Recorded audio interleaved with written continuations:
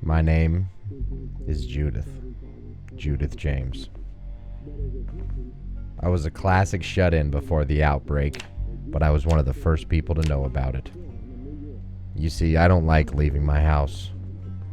I've known for a long time that the outside world would be the cause of all my pain and the inevitable destruction of all my happiness.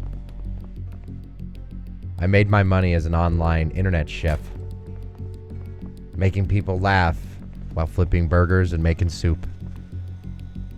That all came crashing down, though, when the end of the world happened. I'm what you call an agoraphobe. I hate leaving my house, and it causes me physical pain when I do so. The world never made sense to me growing up. After the event, I no longer felt safe around other people. I quickly learned that self-sufficiency was the quickest pathway to personal happiness. I no longer relied on other people to accomplish my goals. The moment I realized that my strength came from me and not from others is the moment that I isolated myself from everyone else. In a modern world, it's easy to not need anyone, or at least think that way.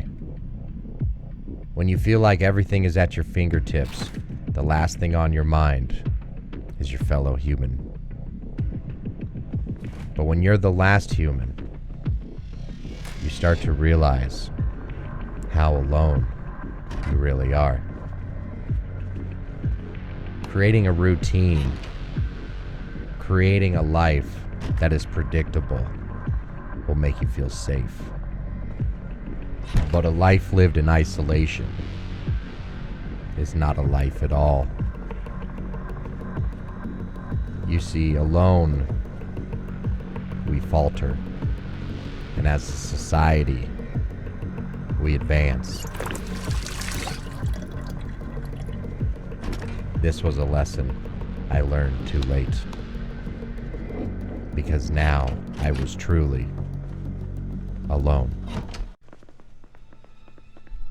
The mania of being inside and alone was starting to set in.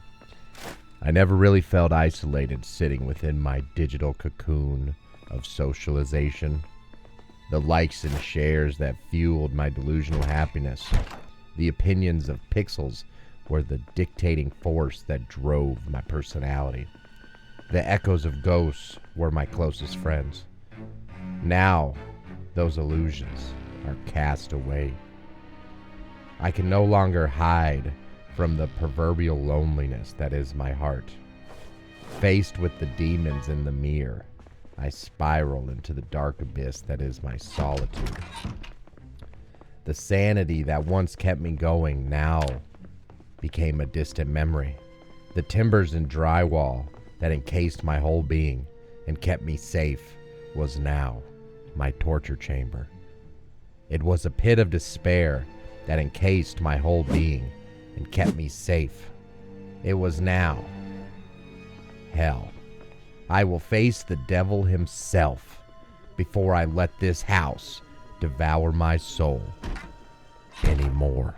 The wind was a distant enemy, an enemy that I have worked hard to keep my distance from. On this day, all my hard work was proven to be in vain, as I was betrayed by my own mind. Judas himself held no flame to what was once my intelligent protector, my oldest and most dear friend, my mind. There was no speed that I could move that would be adequate. No effort I could put out would suffice enough to keep me safe. Home was the only word I could utter as the darkness creeped into my vision. The tunnel kept closing. I could see less and less as the blackness consumed my entire vision. I flailed around, trying to find some semblance of sanity. My face found the corner, and I leaned deeply into the drywall. I could feel the rough textures pushing into my skin, leaving their snowflake-like details indented into my dehydrated skin. With the pressure came peace, and I once again had found myself.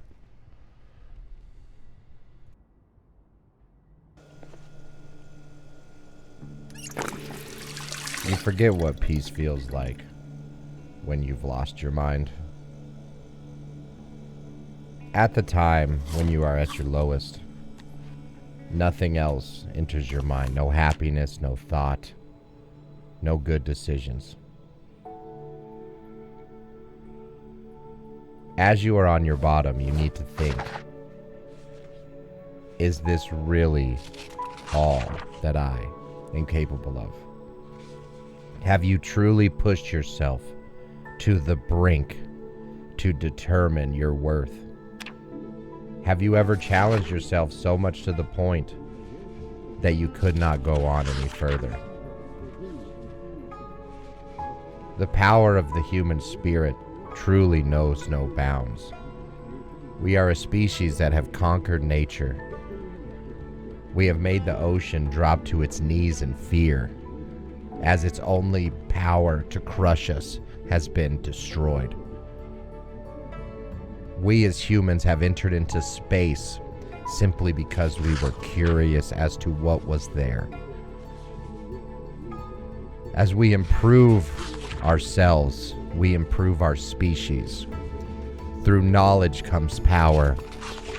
From power comes strength. From strength comes the ability to thrive. And if you can thrive, you will always survive.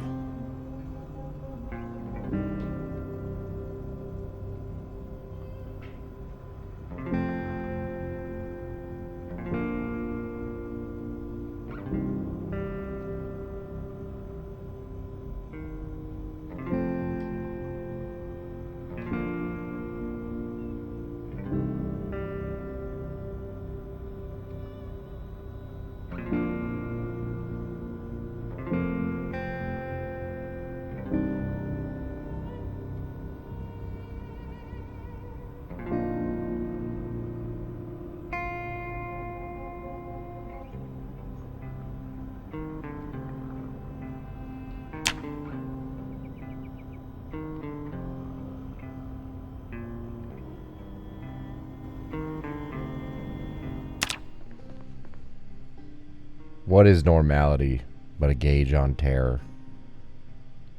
All good things must eventually end. There was an uneasy feeling in my stomach. This one was different than the others. I couldn't explain what was wrong, but I just knew. I knew something was about to happen. Adrenaline mixed with fear is a cocktail that no human being should ever have to deal with. But like a proverbial alcoholic with the will to survive, I knew that I had to find what was trying to kill me.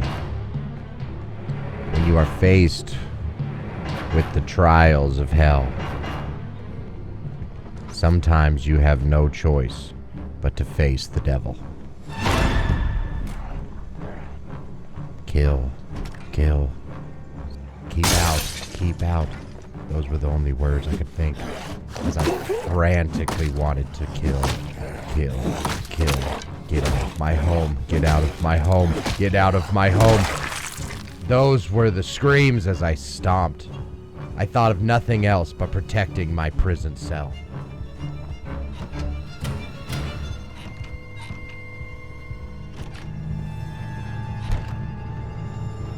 What had my instincts done?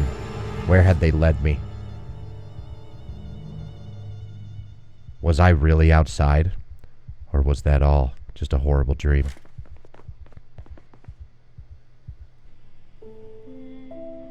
My body ached, and my mind, it was reeling. It was reeling from the adrenaline dump, from what had happened the day before. All I could do was retreat into my routine and find solace from the horror that was my reality. My aching muscles, served as a reminder of the past mistakes. Learning from the pain will always be better than being defined by it. The horrible, defeating mindset of negativity and existential dread was seeping its way into my mind. But I pushed on, knowing that the only option ahead of me was to move forward. That was the only direction I looked. This wooden prison, ever getting smaller and smaller as it stole moments from my life. The outside no longer appearing to be the horror that it was before. All I could do was go into my routine and hope for happiness, hope for relief, hope for change. This was my life.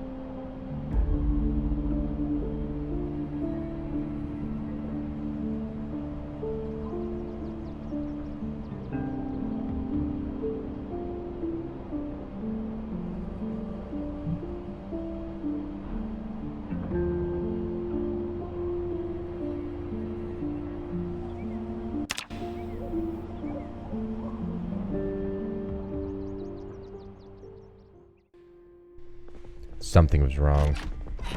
I knew something was wrong. I woke up in the middle of the night, but tonight was different.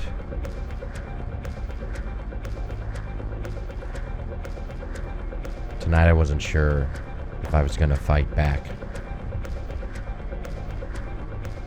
All this uncertainty, all the fear, all the stress, everything that was this new life.